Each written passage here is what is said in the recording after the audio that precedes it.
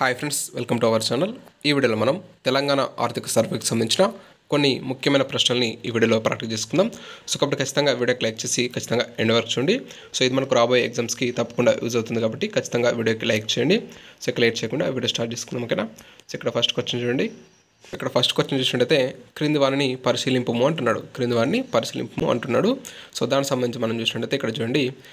First option చూసినట్టయితే option A, రాష్ట్ర జీఎస్వీఏలో అత్యధిక వాటా సేవా రంగం కలిగి ఉంది అంటున్నాడు. ఆ తర్వాత రాష్ట్రంలో ప్రస్తుత తలసరి అప్పు అనేది 1,76,360 రూపాయలుగా పేర్కొంటున్నాడు. ఆ తర్వాత రాష్ట్ర జీఎస్వీలో వ్యవసాయ రంగం వాటా అనేది 18.5%గా కలిగి ఉంది అంటున్నాడు. సో క్రింది వాటిలో సరికాని వాక్యంని గుర్తించండి. సో ఇక్కడ పై వాటిలో సరికాని వాక్యాన్ని గుర్తించమంటున్నాడు. సో సరికానిది ఏందో ఇక్కడ మనం గుర్తించాలి. సో ఇక్కడ ఫస్ట్ ఆప్షన్ చూసినట్టయితే సో మనకు ఈ యొక్క సేవారంగం వాటా అనేది జీఎస్వీలో మనకు ప్రస్తుతం అత్యధికంగా వాటాను కలిగి ఉంది. సో ఇది మనకు రైట్ ఆన్సరే. సో ఎందుకంటే మనకు సేవారంగం వాటా ఎంత కలిగి ఉంది ఇప్పుడు మనకు తెలంగాణ రాష్ట్రం అనేది చూసుకున్నట్టయితే మనకు 65.7%గా కలిగి ఉంది. ఆ తర్వాత దీని తర్వాత మనకు పారిశ్రామిక రంగం 18.5%గా కలిగి ఉంది. ఆ తర్వాత మన వ్యవసాయ రంగం అనేది 15.8%గా కలిగి ఉండడం జరిగింది. సో కాబట్టి ఇందులో మనకు ఏది ఎక్కువ ఉంది, సేవా రంగం వాటా అనేది అధికంగా ఉంది కాబట్టి మనకు రాష్ట్ర జీఎస్వీలో అత్యధిక వాటాను సేవా రంగం అనేది కలిగి ఉంది. గుర్తుపెట్టుకోండి. ఓకేనా? సో ఇది మనకు రైట్ ఆన్సర్. సో నెక్స్ట్ ఇక్కడ చూసినట్టయితే రాష్ట్రంలో ప్రస్తుత తలసరి అప్పు అనేది 1,76,360 రూపాయలుగా పేర్కొంటున్నాడు. సో ఇక్కడ మనం చూసినట్లయితే మనకి ఇది కూడా రైట్ ఆన్సరే. ఎందుకంటే మనకు ఈ యొక్క ప్రస్తుత తలసరి అప్పు అనేది 1,76,360 రూపాయలుగా చెప్పుకోవచ్చు. సో అదే మనకు తెలంగాణ ఏర్పడినప్పుడైతే సో ఇక్కడ మనకి తలసరి అప్పు అడుగుతున్నాడు. సో ఇక్కడ మంచిగా గమనించండి. సో తలసరి అప్పు అనేది మనకు ప్రస్తుత ధరలో 1,76,360 రూపాయలుగా ఉంది. అయితే మనకు తెలంగాణ ఏర్పడినప్పుడు ఎంత ఉండే అంటే 20,251 రూపాయలుగా ఉండేది. ఓకేనా? 20,251 రూపాయలుగా ఉండేది. అయితే మొత్తం అప్పు కనుక చూసినట్టయితే మొత్తం తలసరి అప్పు కనుక చూసినట్టయితే మనకు 6,71,757 రూపాయలుగా ఉండేది. 6,71,757 రూపాయలుగా ఉండేది. అయితే మనకు మొత్తంగా రాష్ట్రం ఏర్పడినప్పుడు మొత్తంగా తలసరి అప్పు ఎంత అంటే 72,658 కోట్లుగా ఉండేది. ఓకేనా? సో ప్రస్తుతం ఎంత ఉంది?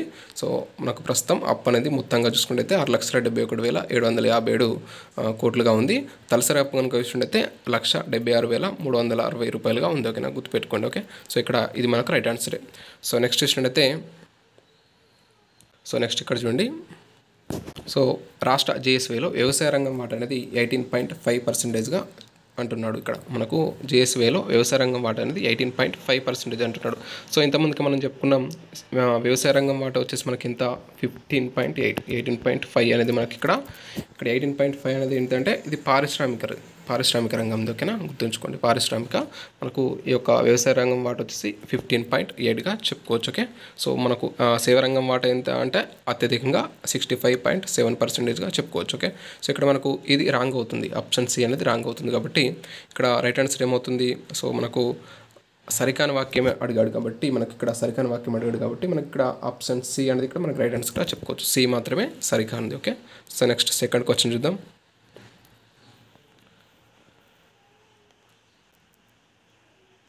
సో నెక్స్ట్ ఇక్కడ సెకండ్ క్వశ్చన్ చూడండి.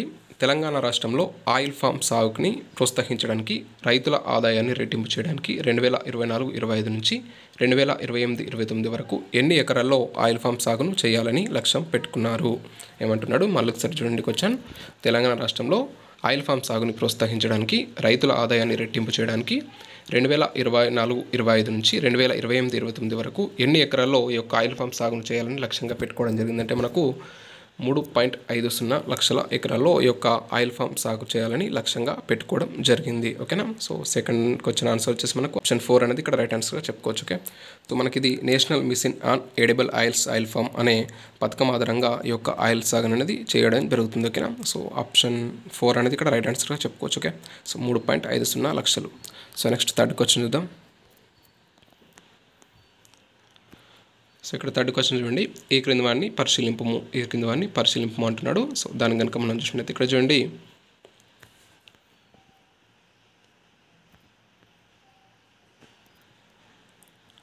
సో ఏమంటున్నాడు? రాష్ట్రంలో 2022-23లో తలసరి గుడ్ల లభ్యత వచ్చేసి 392గా చెప్తున్నాడు. ఆ తర్వాత రాష్ట్రంలో ప్రస్తుత గొర్రెలు వచ్చేసి 190.63 లక్షలుగా అంటున్నాడు. ఆ తర్వాత రాష్ట్రంలో గేదెలు 42.63 లక్షలు కాగా మేకలు 49.35 లక్షలుగా చెప్తున్నాడు. ఆ తర్వాత రాష్ట్రంలో తలసరి మాంసం లభ్యత 23.97 కిలోగ్రాములుగా చెప్తున్నాడు. సో ఇందులో సరైన వాక్యంను అడుగుతున్నాడు, సరైన వాక్యాలు ఏవి అని అడుగుతున్నాడు.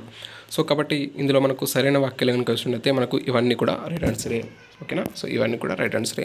సో ఎందుకంటే మనకు గుర్తుపెట్టుకోండి, సో ఇక్కడ మనకు మన రాష్ట్రంలో తలసరి గొర్రెల లభ్యత వచ్చేసి 392. ఓకే, నెక్స్ట్ రాష్ట్రంలో ప్రస్తుత గొర్రెలు వచ్చేసి 190.63 లక్షలుగా చెప్పుకోవచ్చు. ఆ తర్వాత 42.63 లక్షలు గేదెలు ఉన్నాయి. ఆ తర్వాత మేకలు వచ్చేసి 49.35 లక్షలు ఉన్నాయి. ఆ తర్వాత రాష్ట్రంలో తలసరి మాంసం వచ్చేసి 23.97 కిలోగ్రాములుగా చెప్పుకోవచ్చు.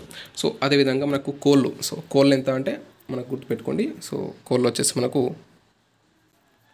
799.99 లక్షలుగా చెప్పుకోవచ్చు కోళ్ళు ఇవి. ఓకేనా, కోళ్ళు గుర్తుపెట్టుకోండి. సో ఆ తర్వాత ఆవులు వచ్చేసి గుర్తుపెట్టుకోండి, ఆవులు ఎంత అంటే 42.31 లక్షలు, 42.31 లక్షలుగా చెప్పుకోవచ్చు. సో పందులు వచ్చేసి మనకు 1.78 లక్షలుగా ఉండడం జరిగింది, గుర్తుపెట్టుకోండి. సో ఇవన్నీ కూడా మనకు చాలా ఇంపార్టెంట్. సో మనకేమంటున్నాడు, గుర్రెల లభ్యత వచ్చేసి 392, గొర్రెలు 190.63 లక్షలు, గేదెలు 42.63 లక్షలు, మేకలు 49.35 లక్షలు, మాంసం లభ్యత వచ్చేసి 23.97 కిలోగ్రాములుగా చెప్పుకోవచ్చు. అదేవిధంగా సో మనకు కోళ్ళు వచ్చేసి 799.99 లక్షలు, అదేవిధంగా మనకు ఆవులు వచ్చేసి 42.31 లక్షలు, నెక్స్ట్ పందులు వచ్చేసి 1.78 లక్షలుగా చెప్పుకోవచ్చు. సో ఇక్కడ ఇవన్నీ కూడా రైట్ ఆన్సర్. ఓకే, గుర్తుపెట్టుకోండి. సో కాబట్టి ఇక్కడ ఆన్సర్ ఏమవుతుంది మనకు, సో ఇక్కడ ఆన్సర్ అనేది మనకి ఇక్కడ పైవన్నీ అనేది చెప్పుకోవచ్చు, పైవన్నీ సరైనవి. ఓకే, సో నెక్స్ట్ క్వశ్చన్ చూద్దాం.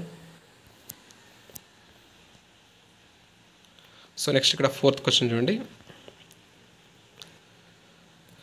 డిసెంబర్ 2023 నుండి మే 2024 వరకు చేయూత పథకం ద్వారా ఎంతమంది లబ్ధిదారులు లబ్ధి పొందారు ఏమంటున్నాడు. 2023-24 నుండి మనకు ఈ యొక్క చేయూత పథకం ద్వారా ఎంతమంది లబ్ధిదారులు లబ్ధి పొందారు అంటున్నాడు. సో దీనికి సంబంధించిన ఆన్సర్ వచ్చేసి మనకు 43 లక్షల మంది లబ్ధి పొందడం జరిగింది. ఓకేనా, 43 లక్షల మంది లబ్ధి పొందారు. ఓకే, సో మనకు వీరికి మొత్తంగా ఎంత అంటే 5,774.15 కోట్లుగా వీళ్ళకు పంచడం జరిగింది. ఓకేనా, సో గుర్తుపెట్టుకోండి.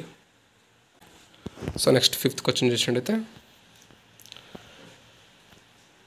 ప్రస్తుత రాష్ట్ర తలసరి ఆదాయం ఎంతగా ఉంది అంటున్నాడు. ప్రస్తుతం రాష్ట్రం యొక్క మన తెలంగాణ రాష్ట్రం యొక్క తలసరి ఆదాయం అనేది ఎంత అంటున్నాడు. సో దీనికి సంబంధించిన ఆన్సర్ వచ్చేసి మనకు 3,47,299 కోట్లుగా చెప్పుకోవచ్చు. ఓకేనా, 3,47,299 కోట్లుగా చెప్పుకోవచ్చు. సో ఇదే మనకు 2014-15లో వచ్చేసి అంటే రాష్ట్రం ఏర్పడినప్పుడు ఎంత అంటే 1,24,104 కోట్లుగా చెప్పుకోవచ్చు. ఓకేనా, సో 1,24,104 కోట్లు ఎప్పుడు మన తెలంగాణ రాష్ట్రం ఏర్పడినప్పుడు ఈ యొక్క 1,24,104 కోట్లుగా ఉండేది. ఇప్పుడు ప్రస్తుతానికి 2023-24 నాటికి తలసరి ఆదాయం అనేది ఎంత పెరిగిందంటే 3,47,299కి పెరగడం జరిగింది. ఓకేనా, సో ఆప్షన్ ఏ అనేది ఇక్కడ మనకు రైట్ ఆన్సర్గా చెప్పుకోవచ్చు, ఆప్షన్ ఏ. ఓకే, సో ఇది మనకు ఈరోజు వీడియో. నెక్స్ట్ వీడియోలో మరిన్ని ఇంపార్టెంట్ క్వశ్చన్స్తో ఖచ్చితంగా వీడియో చేసుకుందాం. సో కాబట్టి ఖచ్చితంగా వీడియోకి లైక్ చేయండి. So thanks for watching. Thank you.